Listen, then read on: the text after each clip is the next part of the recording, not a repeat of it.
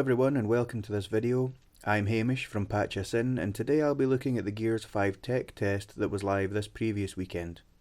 So let's have a look at the good, the bad and the ugly. I'm going to start with the bad, and the biggest shortcoming of the tech test was the matchmaking. The very first game I attempted to launch, I sat in matchmaking for over 10 minutes before I could join, and while this was the only time I had such an issue, there were other problems. On multiple occasions I would be part of a match where one team would have a full player squad and the other was only one player and 4 AI. Don't get me wrong, the AI in this game is definitely improved since Gears of War 4, but this still gave the full player team a significant advantage. Another issue you may have encountered if you got a chance to play, or read about on Twitter, was annoyingly long loading times between games as it tried to validate the match. You would be stuck looking at the scoreboard while the game tried to look for other players, but more often than not, it would just add bots after a few minutes.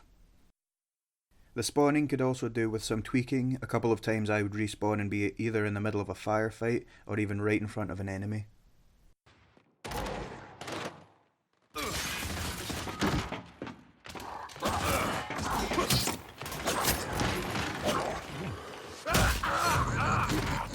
Of course, these are the kind of things that we hope these tech tests are intended to identify and fix, so we have our fingers crossed for the game's actual release. On to the positive aspects of the tech test. First off, let me just say how beautiful Gears 5 looks. Everything from the character models to the far off scenery looks gorgeous. I was playing on the One X, but even when I was playing online with my brother who had the original Xbox One, he commented on how nice the game looked. As I commented earlier, the AI is definitely improved. They work well together as a squad and strike a good balance of not being totally useless but not being so challenging it becomes frustrating or feels unfair. The tour objective system is a nice addition, giving you daily goals such as inflicting a certain amount of damage or achieving a certain amount of kills or eliminations, and rewarding you with stars depending on the difficulty of the objective.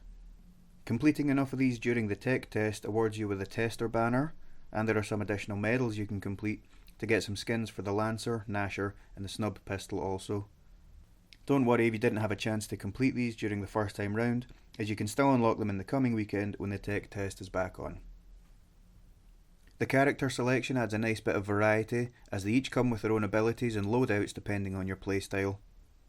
Be sure to take a look at the weapon upgrades available to the characters. You'll spend your eliminations on these and they can really turn the tide of a battle.